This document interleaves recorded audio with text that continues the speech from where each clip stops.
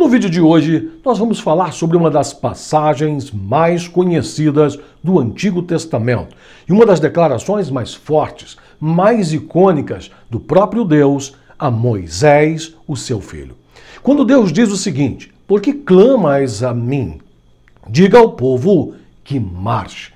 Você vai descobrir comigo que há muito mais neste texto, a cada versículo, a cada declaração, do que parece aos primeiros olhares. Você vai se apaixonar com as riquezas de detalhes que nós vamos descobrir neste estudo, na exegese de hoje. Então prepare papel, caneta e vamos mergulhar fundo neste universo de revelações. Mas um detalhe, se você ainda não é inscrito em nosso canal, não perca tempo. Clique agora no botãozinho se inscreva, ative o sininho para receber notificações quando lançarmos novos vídeos e deixe aquele curtir, aquele like gostoso e abençoado na unção de Deus. Bora pro vídeo? Então vamos lá!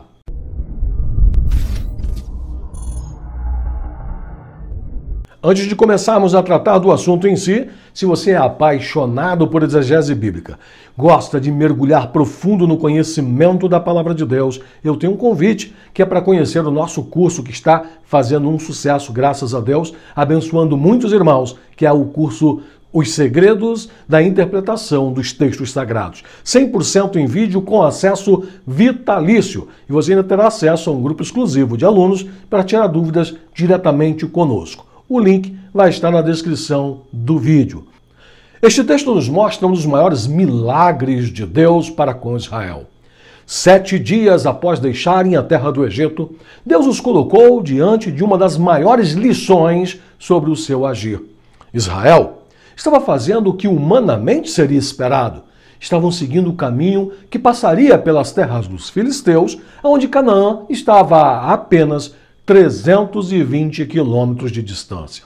Aproximadamente 30 dias de caminhada. Mas Deus dá uma das orientações mais difíceis de entender, fazendo todo o povo voltar para Pi-Hahirote. Diante de uma situação absurdamente inquietante, a ordem de Deus, que conhece o futuro ainda no presente, é direta e objetiva. Por que clamas a mim, Moisés? Diga ao povo que marche. Você vai observar comigo que nesta jornada existem muitas revelações, inclusive uma delas, que uma das estratégias de Deus é confundir o inimigo. Escute o texto. Fale aos filhos de Israel que retrocedam e acampem de fronte de Pi-Hahirote, entre Migdol e o mar, diante, em frente a Baal-Zefon. Em frente dele vos acampareis junto ao mar. Êxodo 14, verso 2. Eu quero que você observe que cada passo dirigido por Deus tem um propósito específico e definido. Pi-Hahirote foi a quarta parada do êxodo judaico. Foi o lugar onde o povo de Israel acampou antes de atravessar o Mar Vermelho. Mas a pergunta inquietante é por que Deus fez isto? Israel deveria acampar em frente ao lugar chamado Baal-Zefon, em frente a Baal-Zefon. As ordens divinas parecem estranhas. Após 3 dias de viagem, Deus ordena que os israelitas retrocedam e acampem em frente a Baal-Zefon. Mas vale destacar, e começará a trazer luz ao seu entendimento, que Baal-Zefon era o único ídolo egípcio que não havia sido destruído e açoitado por Deus durante as 10 pragas. E Deus não vai deixar nenhum deles impune. No idioma dos filisteus, o nome deste deus era chamado de Dagon. E depois Baal-Zebu, ou Belzebu. Foi justamente neste lugar que Deus mandou o seu povo acampar. Um lugar onde tem a descrição do inimigo, onde lutas espirituais ocorrem. Foi exatamente aí, nesse lugar que Deus colocou o seu povo. Mas por que Deus faz isso? Porque é numa situação como essa que Deus se mostra, se revela com o seu poder, mostrando que esta guerra não era deles, que a guerra não é nossa, é dele. Mas tem mais.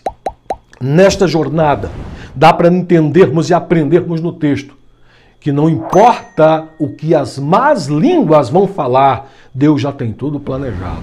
Que é prova disso?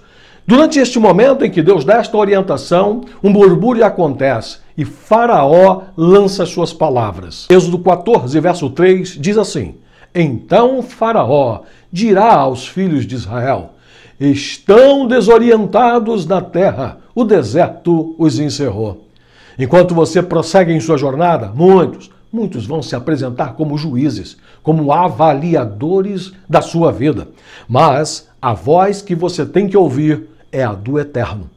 Porque por mais que digam o contrário, é Deus quem sabe o que está fazendo. O que Faraó não fazia ideia era que o guia desta viagem era especialista em caminhos de vitória. Este texto começa a trazer revelações fortes, fique atento. E a gente começa a aprender o seguinte: Deus possui sempre uma estratégia para cada circunstância. Israel estava em um caminho que ficava a apenas 320 quilômetros de Canaã, o equivalente a 30 dias de caminhada. Mas Deus mandou retrocederem para Pi-Hahirote. Ora, por quê? Existem 3 lições específicas na escola de Pi-Hahirote que você precisa entender. Primeiro, em Pi-Hahirote, Israel tem que aprender a avançar. Geograficamente não havia outra opção naquele local, naquele momento, porque aquele ponto geográfico era cercado por montanhas não escaláveis. Atrás, Faraó impediria o retorno e qualquer covarde que tentasse voltar morreria.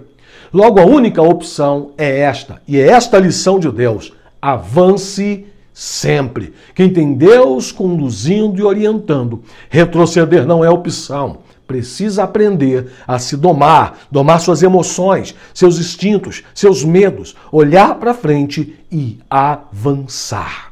Outra lição em Pi-Hahirote é que Israel aprende ali a depender apenas de Deus. Diante de Israel, Deus não colocou um caminho pronto, pavimentado e asfaltado. Mas por que Deus não deixou o mar, inclusive, já aberto com antecedência? Dentre muitas razões, uma das mais destacáveis era que o povo buscasse o auxílio daquele que podia pavimentar a estrada onde humanamente seria impossível. Eles tinham que entender qual era o obstáculo e qual era o tamanho, a grandiosidade do Deus que estava abrindo aquele caminho. Terceiro, em Pi-Hahirote, Israel aprende que existe tempo para parar e orar e existe tempo para agir. Observe que pela primeira vez no registro bíblico, alguém é chamado a atenção por estar orando. Isto mesmo. Deus olha para Moisés e diz: Por que clamas a mim? Naquele momento, Deus está ensinando que há tempo de orar, sim, mas há tempo que também você precisa agir. Tem muita gente que se esconde na desculpa: estou orando, e nunca experimentam a vitória consolidada, porque acham que o Espírito Santo tem que fazer tudo. Eu tive um professor que usava uma expressão muito bacana: o Espírito Santo não é costa larga de malandro, é hora de agir.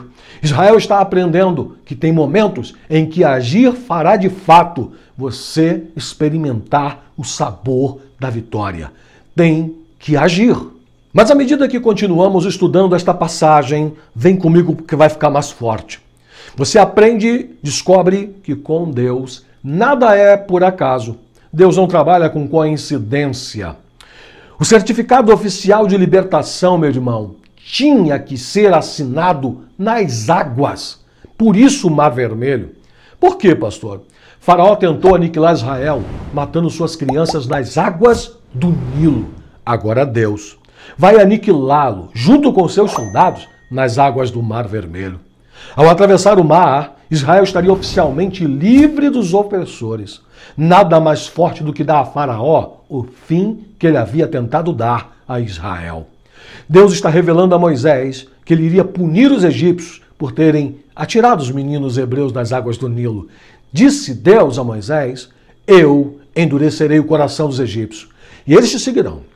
Assim eu triunfarei sobre o Faraó e todo o seu exército, suas carruagens e cavalarias. Cada metro que você está avançando nesta jornada tem algo de Deus para a tua vida. A sua história vai acabar inspirando a muitos, porque Deus sempre terá respostas. seja qual for a questão, mesmo que você não esteja entendendo. Não importa qual seja o desafio, ele se tornará um testemunho de vitória em sua caminhada. Agora, admita para a sua vida que com Deus a ordem é avançar. Diga ao povo que marche. Sabe o que eu aprendo aqui? Deus é o maior e melhor em conduzir os seus filhos. Estamos em uma jornada diária, isso é fato. Em alguns momentos você vai sentir cansaço, vai querer reclamar, aliás, vão tentar te fazer desistir. Mas a ordem do Todo-Poderoso é clara. Diga ao povo que marche. Nem para a direita, nem para a esquerda, muito menos para trás. O seu foco é para frente. E como disse Paulo, deixando as coisas que para trás ficam e avançando para as que estão diante de mim, eu prossigo para o alvo. Deus te abençoe, te espero nos próximos vídeos.